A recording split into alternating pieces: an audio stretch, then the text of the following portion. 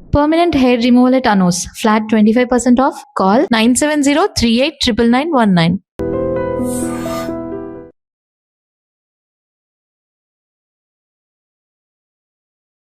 అంటే సార్ ఇప్పుడు ఎవరికైనా కానీ టెస్ట్ చేసిన వెంటనే ఇప్పుడు ఐటీ ఎంప్లాయీస్లో 100% వాళ్ళకు కూడా గ్రేడ్ 1 ఫ్యాటీ లివర్ అనేది కూడా ఉంటుందని కామన్గా చెప్పారు కదా. సో అంటే వాళ్ళ సిమ్టమ్స్ కానీ ఎలా అయినా గుర్తుపట్టాలంటే ఎట్లా సార్ అది? జనరల్గా ఫ్యాటీ లివర్లో గ్రేడ్ 1 నుంచి 4 వరకు ఉంటాయండి. ఏ గ్రేడ్లో కూడా అతనికి ఏ ప్రాబ్లం ఉండదు, ఏ కంప్లైంట్ ఉండదు. నేను అందుకే అన్నాను కదా, జనరల్ చెకప్లోనే దొరుకుతారు యాక్చువల్గా వీళ్ళంతా. ఓకే. కాకపోతే గ్రేడ్ 4 ఏంటంటే కొంచెం ఫ్యాట్ ఎక్కువ ఎక్యుములేట్ అవుతుంది. వాళ్ళకి ఏంటంటే లివర్ కొంచెం సైజు పెరుగుతుంది అనమాట. పెరిగినప్పుడు వేగ్గా అప్పుడప్పుడు రైట్ సైడ్ రిప్స్ కింద పెయిన్ వస్తుంది. వేగ్గా ఏదో హెవీగా ఉన్నట్టు, ఎందుకంటే లివర్ సైజ్ పెరిగింది కదా, బరువు పెరిగింది కాబట్టి. సో కొంచెం ఏదో వేగ్గా ఉంది. మనం ఏం చేస్తామంటే ఏదో ఎస్జిటీ ఉందో, లేకపోతే నిన్న బిర్యానీ తిన్నాం కాబట్టి ఈరోజు అరగలేదు, ఏదో సమ్ అన్ఈజీ ఉంటుంది తప్ప డైరెక్ట్గా ఫ్యాటీ లివరు సిగ్నిఫికెంట్ పెయిన్ జరగడం కుదరదు. సిగ్నిఫికెంట్గా ఒక పేషెంట్కి ఫ్యాటీ లివర్లో పెయిన్ వచ్చిందంటే అర్థము వేరే ఏదో ప్రాబ్లం ఉన్నట్టు లెక్క. అప్పుడు ఏం చేస్తామంటే మనం స్కాన్స్ అవన్నీ చేసి ఆ ప్రాబ్లమ్స్ ఏమీ లేవని క్లియర్ చేసి ఆ పెయిన్ని ఫ్యాటీ లివర్కి పెడతాము. అంటే ఇట్స్ ఎక్స్క్లూజన్ అనమాట. ఫ్యాటీ లివర్లో పెయిన్ రావడం జరగదు. వేగ్ డిస్కంఫర్ట్, పెయిన్ కింద కాదు యాక్చువల్లీ, ఇట్స్ వేగ్ డిస్కంఫర్ట్, ఏదో తెలియని బాధ ఏదో ఉంది. ఎందుకంటే బరువు పెరిగింది కదా, ఏదో తెలియని బాధ. అంతకుమించి ఫ్యాటీ లివర్లో ఏముండదు. అందుకే ఎవరైనా వచ్చి ఫ్యాటీ లివర్ రిపోర్ట్ చూపించి నాకు ఇబ్బంది ఉందంటే అసలు మీరు ఎందుకు వెళ్ళారు అని అడుగుతా. ఫస్ట్ క్వశ్చన్ ఏంటంటే మీరు హాస్పిటల్కి ఎందుకు స్కాన్ చేయించుకున్నారో అని అడుగుతాం మనం. వేరే కంప్లైంట్ వల్ల ఇది కనిపించింది అంతే.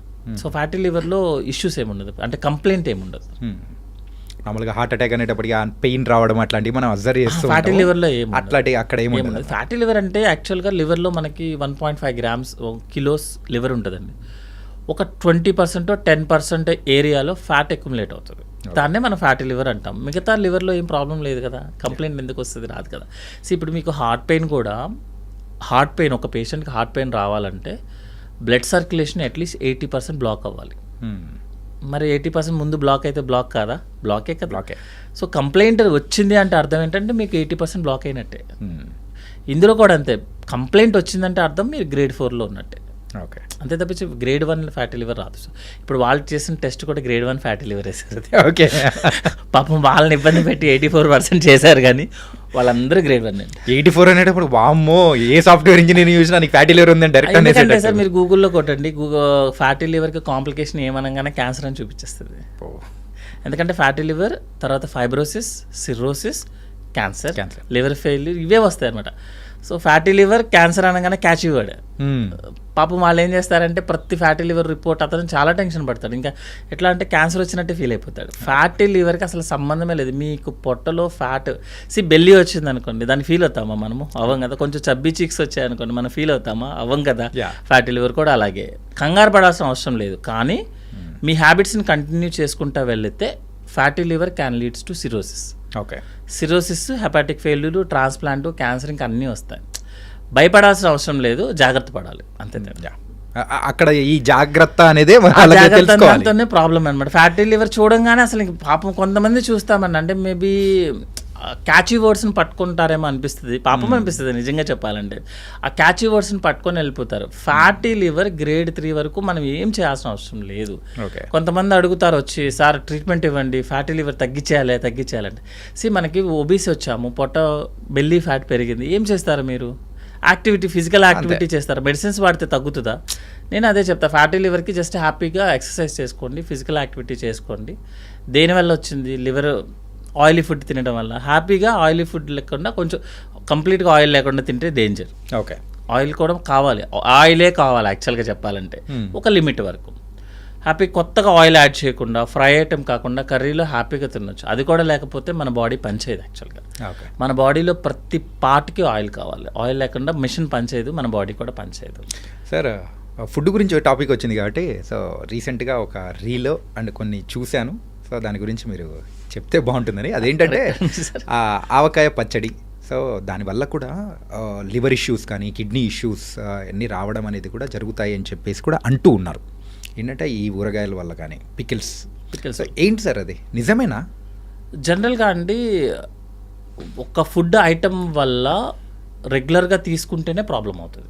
ఇప్పుడు మాకు టెక్స్ట్ బుక్స్లో ఎలా ఉంటుందంటే థైరాయిడ్ హైపోథైరాయిడిజం రావడానికి క్యాబేజీ క్యాలీఫ్లవర్ తీసుకుంటే మీకు థైరాయిడ్ లెవెల్స్ డౌన్ అవుతాయని మాకు క్వశ్చన్ ఉంటుంది. ఎక్కడ ఎవరికి వస్తుంది ఇది ప్రాబ్లం ఏంటంటే క్యాబేజీ క్యాలీఫ్లవర్ అనేది రోజు ఫుడ్ వాళ్ళకి, బికాజ్ ఆ ఏరియాలో వాళ్ళకి ఇంకేం దొరకవు. రోజు వాళ్ళకి క్యాబేజీ క్యాలీఫ్లవర్ ఉండాల్సిందే. నార్త్ ఇండియా వాళ్ళకి చపాతీ ఎలా ఉంటుందో ఉండాల్సిందే, ఎందుకంటే వాళ్ళకి ఆ ఫుడ్ వేరే ఫుడ్ లేదు. సో వాళ్ళకి మనం టెస్ట్ చేసినప్పుడు థైరాయిడ్ లెవెల్స్ డౌన్ అవుతాయి.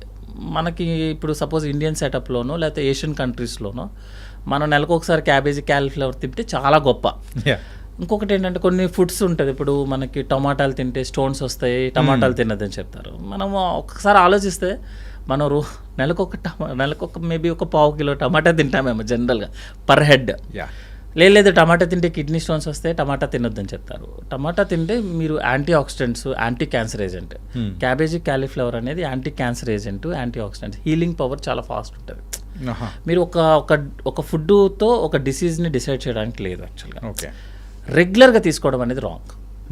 ఇప్పుడు మీరు పిక్కిల్ ఇది తీసుకున్నారనుకోండి, మన ఇండియన్ సెటప్లో పిక్కిల్తో తింటేనే వీఆర్ ఫీలింగ్ లైక్ హ్యాపీ. మీరు పిక్కిల్ని ఒక కాంబినేషన్లో తీసుకుంటే లేక పప్పుతో ఆయిల్తో ఒక కాంబినేషన్లో తింటేనే we will be feeling happy. అట్లాగని రోజు తీసుకుంటే గ్యాస్ట్రిక్ ఇట్స్ వెరీ డేంజర్ యాక్చువల్గా రోజు అనేది. ఎందుకంటే మీరు పిక్కిల్ తయారు చేసే విధానం చూసుకుంటే యాక్చువల్గా మనకు వచ్చేస్తుంది. యాక్చువల్గా పిక్కిల్ ఎట్లా తయారు చేస్తాము అంటే అన్ని ఐటమ్స్ యాడ్ అవుతాయి. Main is spicy pepper add అవుతుంది, కారము, దాంట్లో ఒక ఆయిల్ యాడ్ అవుతుంది. ఒక ఆయిల్ ఎలా చేస్తారు అని తెలుసు కదా, ఫుల్ ఆయిల్ పెడితే తప్ప అది ప్రిజర్వ్ అవ్వదు, ఎందుకంటే 1 year ఉండాలండి, సమ్మర్ టు సమ్మర్ ఉంటుంది. సో అది కూడా ఏంటంటే మొత్తం నింపాలి, ఆ ముక్క అంతా లోపల అయ్యేదాకా అది ఊరాలి అని చెప్తారు యాక్చువల్గా. అది ఉంటే తప్ప ఆ టేస్ట్ రాదు. అంటే మీకు ఆ కంప్లీట్ ఆయిల్లో, అది కూడా 1 year oil without any sterilization, మీరు జాడీ లాంటి దాంట్లో పెడతారు. మీరు ఆయిల్ని 1 year పాటు అలాగే ఉంచి విత్ ఫుడ్ మెటీరియల్స్తో ఉంచినప్పుడు ఎంత రియాక్షన్ ఉంటుంది. బట్ ఏంటంటే ఒక టేస్ట్ కోసమో ఒక ఫీలింగ్ కోసమో కొంతమంది అది లేకపోతే అవ్వదు. అట్లాగనే అదేదో సర్వరోగ నివారణ లాగో లేకపోతే అది తింటే ప్రాబ్లం లేదు యాక్చువల్గా. కానీ అప్పుడప్పుడు ఎప్పుడైనా if you are not feeling well, మనం తింటే మనకు బాగుంటుంది అని చెప్పారు. ఇప్పుడు నేను ఉన్నాను అనుకోండి, నాకు వీక్లీ వన్స్ ఆ పిక్కిలు పప్పు కలపకపోతే I will not feeling happy. ఎందుకంటే అదే కదా ఫస్ట్ నుంచి మనం అదే కదా, అదే సినిమాలో చూపించినట్టు ఒక్కసారి నాలిక మీద పచ్చడి తగిలితేనే అదో ఆనందం. అంతేనే మనము ఎక్కడి నుంచి స్టార్ట్ అయ్యాము. ఎందుకంటే మీరు ఇప్పుడు ఉంటే విలేజ్ బ్యాక్గ్రౌండ్లో వచ్చిన ఏ మూవీస్ కూడా ఫ్లాప్ అవ్వవు జనరల్గా. అట్లీస్ట్ ఓటీటీలోనే హిట్ అవుతాయి, బికాజ్ అందరము అక్కడి నుంచి వచ్చిన వాళ్ళు. ఎక్కడి నుంచి వచ్చినా ఫైనల్గా మనం ఎంత సిటీ బ్యాచ్ అయినా సరే విలేజ్ బ్యాక్గ్రౌండ్ నుంచి మనకు అది టచ్ అవ్వగానే విల్ ఫీల్ లైక్ మనం బాగున్నాం అన్న ఫీలింగ్ వస్తుంది. మనం ఫుడ్ ఐటమ్స్ కూడా అక్కడి నుంచి వచ్చినాయి కదా. మీరు ఎన్ని పిజ్జాలు బర్గర్లు తిన్నా, అంత డిఫరెంట్ డైట్లు మీరు ఫాలో అయినా, ఒక్కసారి అది పడితేనే విల్ ఫీల్ లైక్ హ్యాపీ. దానికోసం తప్ప ఆ ఫుడ్ వల్ల ఎక్కువ తీసుకుంటే ఎసిడిటీ రావటం, ఎందుకంటే ఆయిల్ ఫుడ్ కాబట్టి. యాక్చువల్గా ఈ రిఫ్రిజరేషన్ సిస్టమ్ రాకముందు కొన్ని కంట్రీస్లో బాగా కరువులాగా ఉండేది కదండి. యాక్చువల్గా వాళ్ళు ఏం చేసేవాళ్ళంటే బాగా ఉప్పుతో, సాల్ట్తో, ఈ పికిల్లో మనకి సాల్ట్ కూడా ఉంటుంది, full salt, that is rock సాల్ట్తో వేస్తారు. రెగ్యులర్ సాల్ట్, మన అయోడైజ్ సాల్ట్ ఉండదు అందులో. యాక్చువల్గా రాక్ సాల్ట్తో అయితేనే పికిల్ వస్తుంది. సో ఆ సాల్ట్ని యూస్ చేసి వాళ్ళు ఆ వెజిటేబుల్స్ని ప్రిజర్వ్ చేసేవాళ్ళు. చేసి దాన్ని తినడం స్టార్ట్ అయింది. యాక్చువల్గా తర్వాత క్యాన్సర్స్ రావడం స్టార్ట్ అయింది. ఇది ఆ ఫుడ్ ఐటమ్స్ వల్ల gastric cancer most common is జపాన్లో, కొరియాలో స్టార్ట్ అయిందన్నమాట యాక్చువల్గా. సో ప్రిజర్వేటివ్ ఫుడ్ తినడం వల్ల మనకి ఇంటెస్టైనల్ క్యాన్సర్స్ రావడం ఎక్కువ. ఇప్పుడు మనకి when compare to north India, south ఇండియాలో క్యాన్సర్స్ ఎక్కువ ఉంటాయి, ఇంటెస్టైనల్ క్యాన్సర్స్. ఇది సౌత్ ఇండియాలో ఎక్కువ? సౌత్ ఇండియాలో క్యాన్సర్స్ ఎక్కువ. ఇంటెస్టైనల్ క్యాన్సర్, క్యాన్సర్ అంటే ఒకటి సేమ్ వర్డ్స్ ఉంది, ఇంటెస్టైనల్ క్యాన్సర్స్ అనమాట.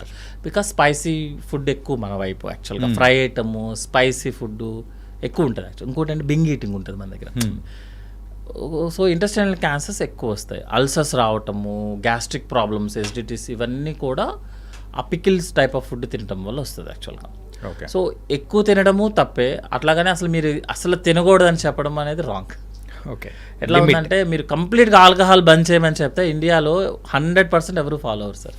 అలా కాకుండా మీరు ఆల్కహాల్ లిమిటెడ్గా, వెరీ లిమిటెడ్గా తీసుకోండి, కంట్రోల్డ్గా తీసుకోమని చెప్పండి, 99% ఫాలో అవుతారు సార్. ఓకే.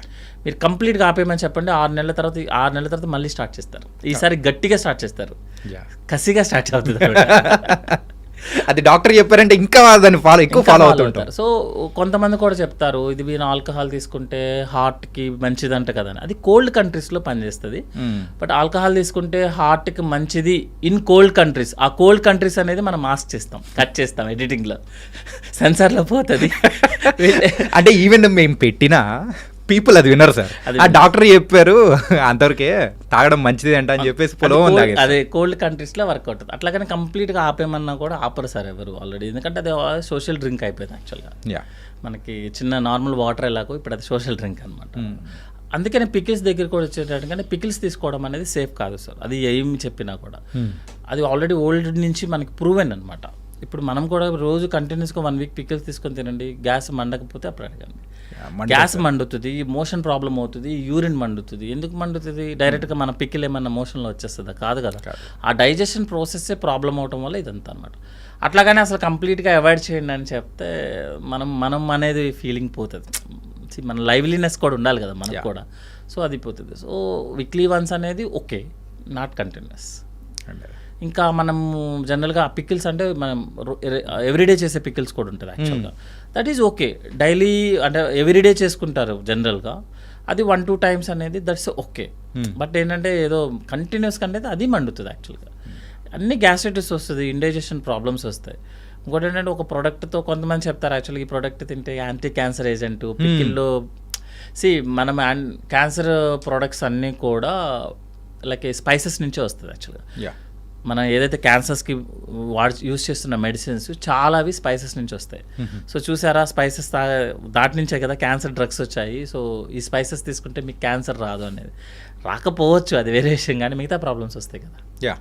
మీరు పికిల్స్తో పాటు మీరేమీ డైరెక్ట్గా ఆ పికిల్ ముక్కే తిన్నారు కదా, దాంతోపాటు ఆయిల్ ఉంటుంది, పెప్పర్ ఉంటుంది, అన్నీ ఉంటుంది. నెక్స్ట్ సాల్ట్ ఉంటుంది, హై సోడియం ఉంటుంది. ఇప్పుడు ఉన్న లేటెస్ట్ గైడ్లైన్స్ ఏంటంటే sugar, easily available sugar and high sodium is a more danger than anything, even alcohol also. Alcohol smoking కన్నా మనకి sugar, sodium is a more danger అనమాట. ఓకే. అవన్నీ add అవుతాయి కాబట్టి పికిల్ అనేది అవాయిడ్ చేయడం అనేది సేఫ్. ఓకే, గుర్తుపెట్టుకోండి. ఎప్పుడో ఒకసారి అయితే ఓకే, కానీ రెగ్యులర్గా అయితే ఓకే సార్, నో ప్రాబ్లం. ఎప్పుడో ఒకసారి ఈవెన్ స్మోకింగ్ ఆల్సో ఓకే, ఎందుకంటే లైవ్లీనెస్ కోసం. కాకపోతే ఏంటంటే కంటిన్యూస్ చేయడం అనేది రాంగ్, ఎందుకంటే ఆ రెండు మనకి ఆల్రెడీ మన సొసైటీలో వచ్చేసాయి అన్నీ. ఇంకా మనం ఏమి మెయిల్ ఫీమేల్ ఏం డిఫరెన్స్ లేదు. ఇప్పుడు ఎందుకు ఉన్నదాన్ని అడ్జస్ట్ చేసుకుందాం, ఉన్నటిల్లో బ్యాడ్ హ్యాబిట్ కాకుండా దాన్ని గుడ్ హ్యాబిట్ కింద మార్చుకుందాం. అంటే అమౌంట్ తగ్గిస్తే గుడ్ హ్యాబిట్ అవ్వచ్చు మేబీ. అంటే సార్ ఓవర్గా స్ట్రెస్గా ఫీల్ అయిపోయామంటే సో దానివల్ల ఈ గ్యాస్ట్రిక్ ప్రాబ్లం అనేది కూడా ఎక్కువ అవుతూ ఉంటుందని చెప్పేసి కొంతమందిలో నేను విన్నాను. So is it true? Sir ఇప్పుడున్న దాంట్లో ఒక యాడ్ ఉంటుంది యాక్చువల్గా, సకల రోగ నివారణ జిందా తెలిసి మాతలాగా. సకల రోగాలకి ప్రాబ్లం స్ట్రెస్. మీరు యూ నేమ్ ద ఒక ప్రాబ్లం వచ్చిందని చెప్పండి, బ్యాక్గ్రౌండ్లో స్ట్రెస్ ఉంటుంది యాక్చువల్గా. కొన్ని డిసీజెస్ వదిలేసేయండి, అవి జెనెటికల్లీ ఇంప్రింట్ అయ్యి వచ్చేస్తాయి. మిగతా ఏ ప్రాబ్లం చూసినా కూడా స్ట్రెస్. ఎందుకంటే స్ట్రెస్తో పాటు మనం ఫుడ్ హ్యాబిట్స్ మారిపోతాయి, మన లైఫ్ స్టైల్ మారిపోతుంది, ఫిజికల్ యాక్టివిటీ ఉండదు. ఇవన్నీ స్ట్రెస్లో మనకు ఒక ప్యాకేజ్ లాగా వస్తాయి అన్నమాట యాక్చువల్గా. సో ఇప్పుడు సపోజ్ ఒక స్ట్రెస్ ఉన్న పేషెంట్ ఉన్నారనుకోండి, అతని యొక్క బేసల్ మెటబాలిక్ రేట్ హైలో ఉంటుంది. ఓకే. హార్మోన్ స్ట్రెస్ అంటే ఏంటి, మనం టెన్షన్ పడుతున్నాము, సో మన ప్రొటెక్టివ్ మెకానిజమ్స్ అన్నీ hormones, adrenal level, non adrenal అన్నీ రైజ్ అయిపోతారు. అంటే ఏదో పాప ఈ అబ్బాయికి ఏదో టెన్షన్ ప్రాబ్లం వచ్చింది, మనం ఏదో హెల్ప్ చేద్దామని చెప్పి హార్మోన్స్ రిలీజ్ అయిపోతాయి. హార్మోన్స్ రిలీజ్ అవ్వగానే మనకి జ్యూసెస్ యాక్టివేట్ అయిపోతాయి. సో జ్యూసెస్ యాక్టివేట్ అవుతే గ్యాస్ట్రైటిస్ రావటము, ఇండైజెషను, వామిటింగు, మైగ్రేన్ హెడేక్స్ రావటము, loose motions, everything will come. కొంతమందికి కాన్స్టిపేషన్, అసలు మోషన్కి వెళ్ళరు, ఎందుకంటే అతనికి ఫిజికల్ యాక్టివిటీ ఉండదు, టైంకి ఫుడ్ తీసుకోడు. స్ట్రెస్ అనేది ప్యాకేజ్ సార్, అది అన్నీ వస్తాయి, కలిపి వస్తుంది యాక్చువల్గా. ఓన్లీ స్ట్రెస్ పడేసి ఫుడ్ టైంకి తీసుకోవడము, యాక్టివిటీ ఉండడం అది జరగదు కదా. స్ట్రెస్ అంటే మీకు అన్నీ ఉంటాయి, మిగతా కూడా ఉంటాయి. వాటి వల్ల ఎస్డిటీ రావటము, ఇండైజెషన్, లూజ్ మోషన్స్ అనేది కామన్. ఓకే. మనం దాన్ని ఐబిఎస్ అంటామన్నమాట, ఇరిటబుల్ బవల్. మీ మైండ్ బాగా యాక్టివ్గా ఉందనుకోండి, అంటే పనికి మాలిన పని మీద యాక్టివ్గా ఉందనుకోండి సార్, మీ బవల్ బాగా యాక్టివ్లో ఉంటుంది. అంటే బవల్ బాగా యాక్టివ్ ఉందంటే పైనుంచి ఏమో gastric problems, bloating, belchings, vomitings, nausea, lower part నుంచి ఏమో లూజ్ మోషన్స్, కాన్స్టిపేషన్, పెద్ద దగ్గర బాత్రూమ్కి పరిగెత్తడము అన్నీ ఉంటాయి అన్నమాట. సో మైండ్ బాగా యాక్టివ్గా పెడితే బవల్ బాగా యాక్టివ్గా ఉంటుంది. మజిల్ బాగా యాక్టివ్ అంటే లైక్ ఫిజికల్ యాక్టివిటీ బాగా చేస్తే బవల్ రోజుకి ఒకసారి మాత్రమే యాక్టివ్ అవుతుంది అనమాట, అంటే మోషన్ బాగా. సో మన మజిల్ బాగా యాక్టివ్గా ఉంటే you will be feel happy, very హ్యాపీగా ఉంటుంది. ఓకే. బ్రెయిన్ యాక్టివ్లో ఉంచితే కష్టం. అంటే బ్రెయిన్ యాక్టివ్ అంటే పనికొచ్చే పనుల మీద, పనికి మాలిన పనుల మీద కాదు. ఈ స్ట్రెస్ అనేది ఇంత అంటే మన కంప్లీట్ బాడీ మీద ఇంత ప్రెషర్ చూపిస్తుందని మాత్రం అనుకోలేదు సార్. సార్ ఇప్పుడు మీరు ఆల్కహాల్ తీసుకున్నారనుకోండి, అది డైజెషన్ లివర్ మీద పడుతుంది. సో లివర్ ఫెయిల్యూర్ అవటము, ఫ్యాటీ లివర్ రావటం.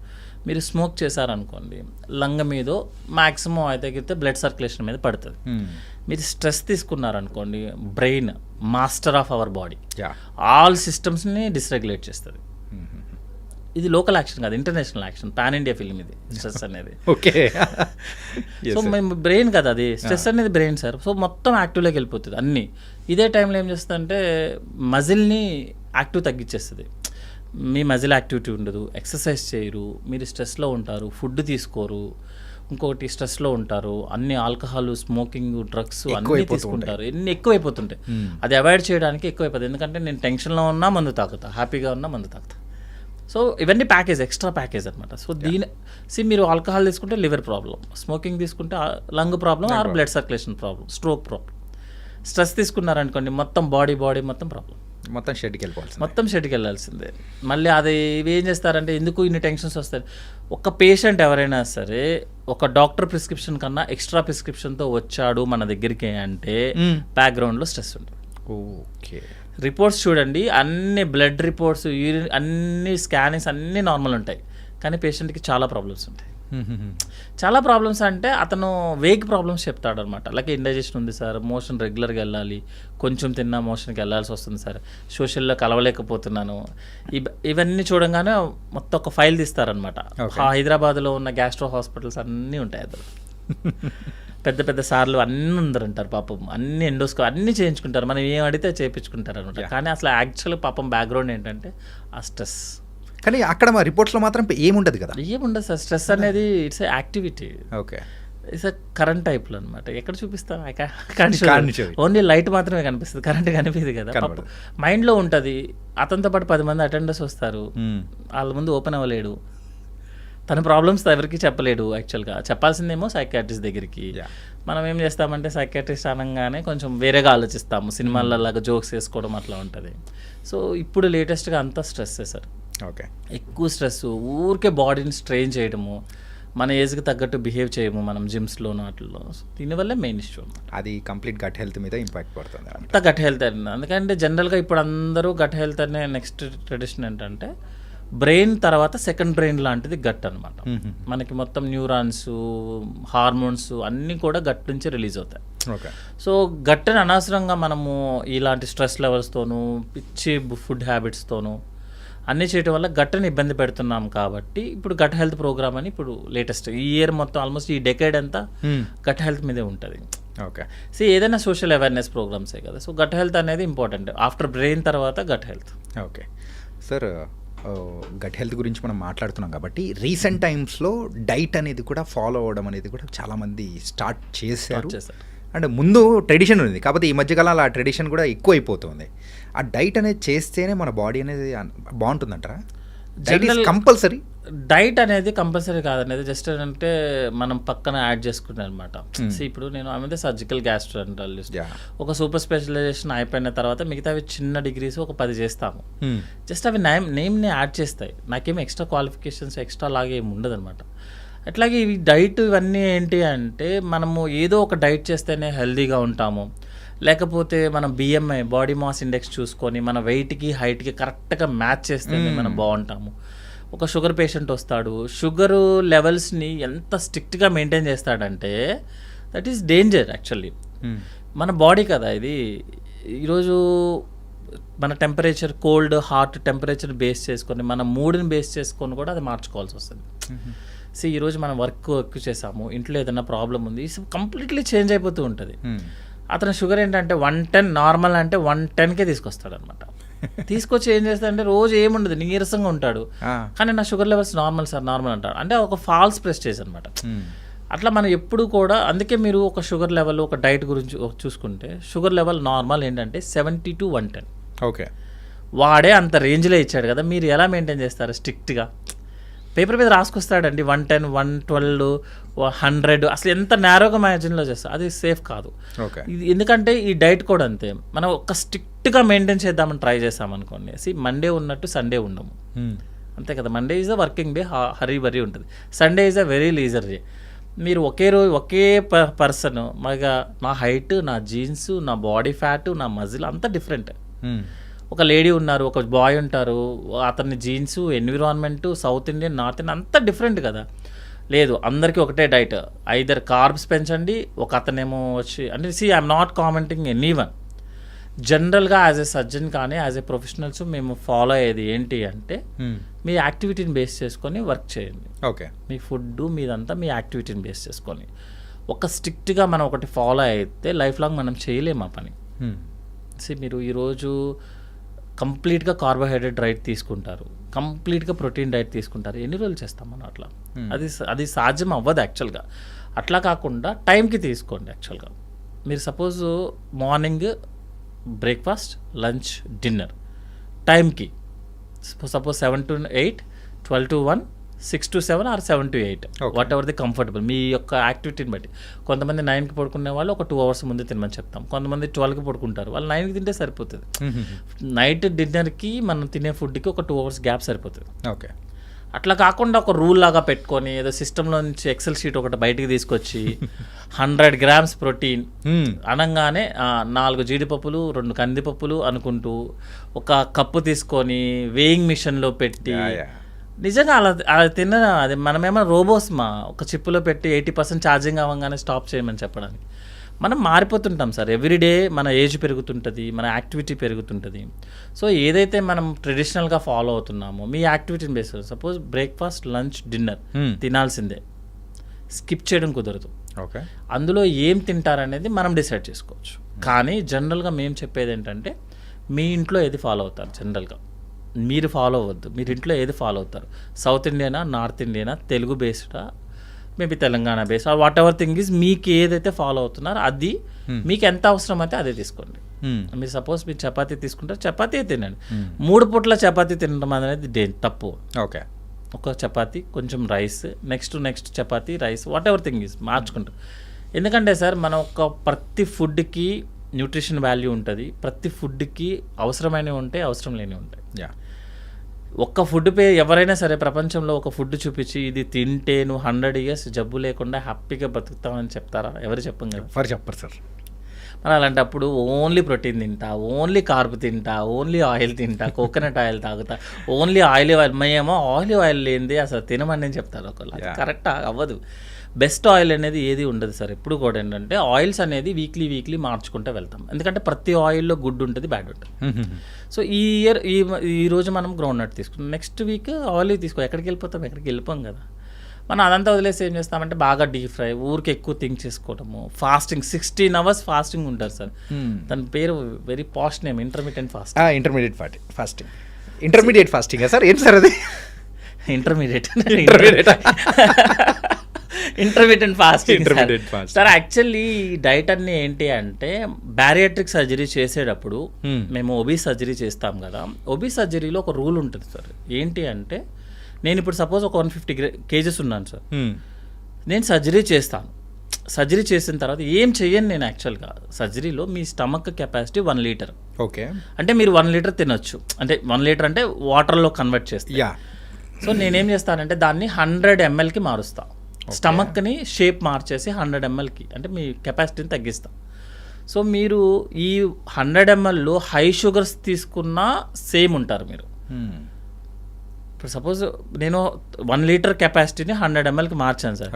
మీరు మంచిగా షుగర్కి మిల్క్ షేక్లు అవన్నీ తాగేశారు అనుకోండి, సేమే కదా, సేమ్ క్యాలరీస్ తీసుకున్నారు. నేను బ్యారియాట్రిక్ సర్జరీ ఫెయిల్. అందుకని ఏం చేస్తామంటే సర్జరీ చేసాక ముందు 6 months ట్రైనింగ్ ఉంటుంది అతనికి. అంటే అతను ఏం తీసుకోవాలి, ఏం తీసుకోకూడదు అనే తనకు ఒక ఐడియా రావాలి. తనగా ఒక 10% వెయిట్ లాస్ అవ్వాలి. ఓకే, అంటే తన విల్ పవర్ అనమాట. ఒబిసిటీ అనేది ఒక సైకాట్రీ ప్రాబ్లం యాక్చువల్గా. పాపం తనకేం సంబంధం లేదు, తనకు తినకపోతే ఆగలేడు యాక్చువల్గా. అందుకే నేను చేస్తాను, ఒబిసిటీ ఉన్న ప్రతి పేషెంట్ సైకాట్రిక్ కౌన్సిలింగ్కి వెళ్తాడు ఫస్ట్.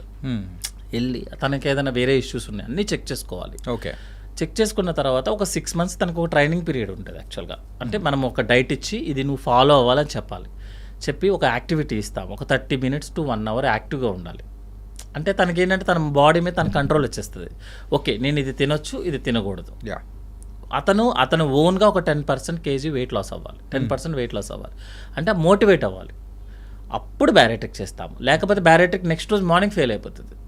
మీరు చేసేసాను 100 ml, మీరు 1 లీటర్ తినకుండా హ్యాపీగా మిల్క్ షేక్లు తాగేశారనుకోండి, మిల్క్ షేక్లు షుగర్ సిరప్లు తాగేశారనుకోండి, గంటకి తినేశారనుకోండి సార్, గంటకి 100 ml చొప్పున తిన్నారనుకోండి, ఫెయిల్ కదా, సర్జరీ ఫెయిల్.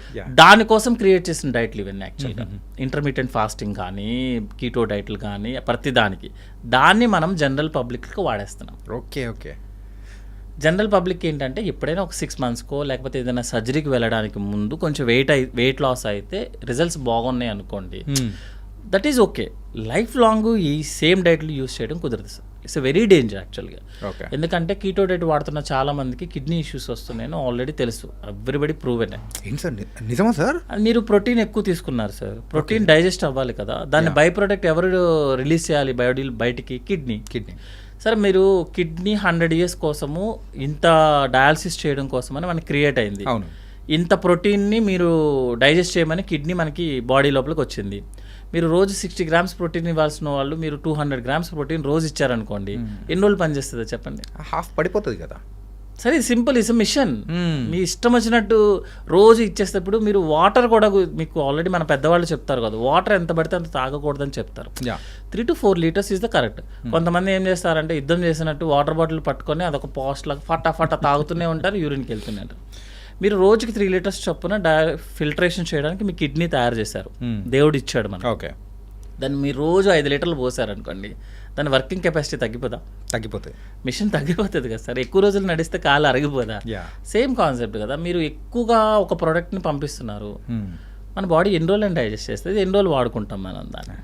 దానివల్లే ప్రాబ్లం. సో యాజ్ ఎ సర్జన్గా నా వైపు నుంచి యాజ్ ఎ ప్రాక్టీషనర్, మనము ఒకళ్ళు చెప్పిన దాన్నో లేకపోతే ఒక చోట ప్రూవ్ అవ్వచ్చు సార్, ఏముండదు, ఇది ప్రూవ్ అవటంలో తప్పేం లేదు యాక్చువల్గా.